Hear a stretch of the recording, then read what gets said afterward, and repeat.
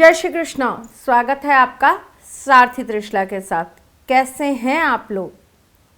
आज बहुत दिनों बाद, बहुत समय बाद हम कुछ ऐसे अचूक उपायों पर बात करेंगे जो उपाय हैं पति और पत्नी के। पति और पत्नी ये एक वो रिश्ता है जिसकी डोर परमात्मा जोड़ते हैं। ये एक वो रिश्ता है जिसमें बंधकर दो इंसान एक हो जाते हैं।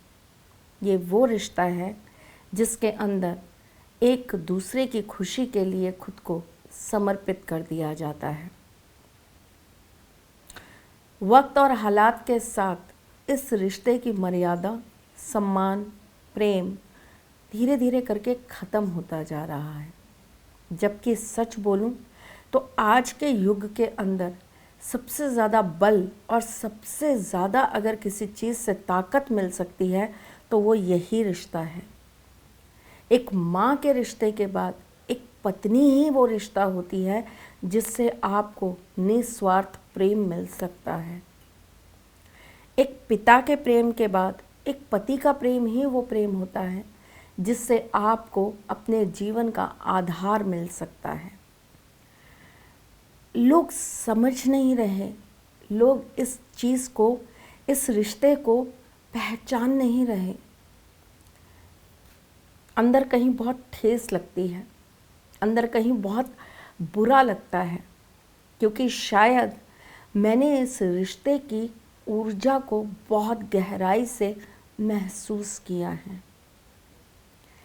किसी के अंदर प्रेम हो ना, किसी के अंदर ताकत हो किसी दूसरे इंसान की, वो इंसान एक और एक दो नहीं, एक और एक 11 नहीं, एक और एक 1.25 लाख हो जाता है। पता नहीं क्यों, पर लोग इस बात को समझ नहीं पाते। एक निभाना चाहता है तो दूसरा तोड़ देना चाहता है, एक प्यार करता है तो दूसरा धुतकारता है, एक प्रेम के बंधन में बंधा है तो दूसरा पता नहीं किस किस और बंधनों में बंध गया है। भाई, मेरे लिए तो ये बहुत पीड़ा का विषय है। जो सहते हैं उन्हें सल्यूट है, पता नहीं कैसे बर्दाश्त कर जाती हैं वो बच्चियाँ। आदमी भी बहुत सारे बर्दाश्त करते हैं, तो हेड्स ऑफ है भाई उनको, जो बर्दाश्त कर जाते हैं किसी के जीते जी उसका अपने आप से अलग हो जाना, किसी की नज़रों में उस प्यार का गिर जाना। एक बहुत खूबसूरत गाना आया था ना, तेरी आँखों के दरिया का उतरना भी ज़रूरी था। बिल्कुल ज़रूरी नहीं था। जिन आँखों में आपने प्रेम देखा हो, उन आँखों को अगर आप अपने आप से चुराते हुए किसी को देखो, जिन आँखों में आपने प्रेम देखा हो, उस आँखों में आप किसी और के लिए प्रेम देख रहे हो। जिन आँखों में आपने अपने लिए प्रेम देखा हो, अब वहाँ नफ़रत दिख रही हो, नरक जीते जी समझ आ जाता है कि क्या होता है। चलिए, आज इस दुविधा को, आज इस परेशानी को हमेशा के लिए ज़िंदगी से ख़त्म करते हैं। कुछ चीज़ों को पहले जान लेते हैं कि क्या गलतियां हमने की हैं और हमें नहीं करनी चाहिए थी। जैसे अगर आपने अपने बेडरूम में किसी भी देवी देवता की फ़ोटो लगा रखी है, तुरंत प्रभाव से हटा दीजिए। अगर आपके घर में महाभारत का कोई तस्वीर या युद्ध की कोई भी फ़ोटो लगी है, तुरंत हटा दीजिए।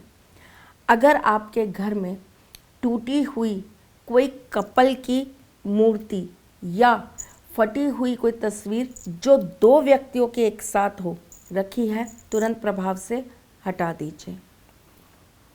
घर के वास्तु के अनुसार अगर आपके घर का साउथ खराब होगा तो रिश्तों में विच्छेद होगा ही होगा।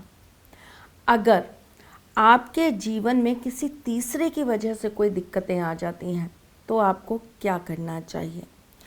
फिटकरी ले लीजिए और उसके अंदर थोड़ा सा पानी डाल दीजिए। एक कटोरी में फिटकरी लीजिएगा, पानी डाल दीजिएगा। उसके बाद उस व्यक्ति का नाम आप या तो रोली से या चंदन से एक पेपर के ऊपर लिख दीजिएगा। और वो जो फिटकरी वाला पानी है ना, फिटकरी की जो कटोरी है, उसके अंदर उस पानी को ऐसे ऐसे करके पेपर से हिला दीजिए, तो वो जो चंदन है ना वो घुल जाएगा और उस कटोरी में आ जाएगा।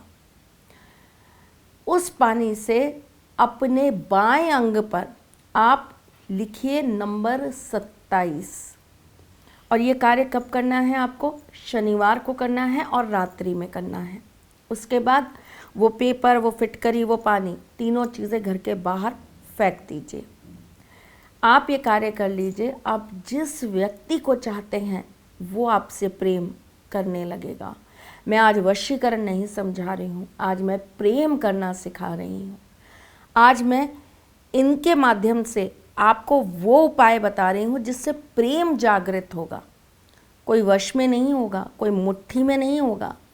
प्रेम, प्यार, मोहब्बत वो आएगी रिश्ते में, और ये बहुत बड़ी मजबूती है। अगर आपके पास में ये प्रेम की ताकत है ना, तो पूरी दुनिया ही आपके वश में है भाई। चलिए दूसरा उपाय, आप एक भोजपत्र ले लीजिए, उसके ऊपर आप चावल के 11 दाने रख दीजिए। उसके बाद उसे आप अच्छे से फोल्ड करके शहद की डिब्बी में डाल दीजिए। उसके बाद इसे ले जाकर किसी पेड़ के नीचे दबा दीजिए। ये काम आपको मंगलवार को शाम को करना है। हनुमान जी की नियमित पूजा करने से भी पति पत्नी के बीच में आए हुए द्वंद्व खत्म हो जाते हैं। पति को अगर आप अपने वश में करना चाहते हैं, पति को अगर आप अपने पास सदा सर्वदा अपना बना के रखना चाहते हैं, तो एक बहुत छोटा सा उपाय बताती हूँ आपको। आपके घर के पूरब में आप हमेशा एक कटोरी के अंदर 2 शंख रखिए। वैसे तो घर में 2 शंख नहीं रखे जाते, लेकिन अगर द्वंद्व बहुत बढ़ जाए, दिक्कतें बहुत बढ़ जाए, तो ये काम ऐसा है जो आपको इस पीड़ा से निवारण दिला सकता है। 2 शंख आपको छोटे छोटे रखिएगा, 2 शंख रखने हैं। दक्षिणावर्ती नहीं चाहिए, नॉर्मल शंख चाहिए। 2 छोटी साइज़ के शंख आपको पानी की कटोरी के अंदर रख देने हैं। 3 दिन आपको इनको अपने घर में रखना है। 3 दिन बाद आपको ये शंख लाल कपड़े में बांधकर श्री हरि विष्णु जी के मंदिर में जाकर चढ़ा देने हैं। तत्पश्चात ये जो पानी है इसको आप अपने घर के बाहर कहीं फेंक दीजिएगा। देखिएगा आप दोनों के बीच में जिस भी ग्रह की वजह से, जिस भी वजह से दिक्कतें होंगी, वो सही हो जाएंगी।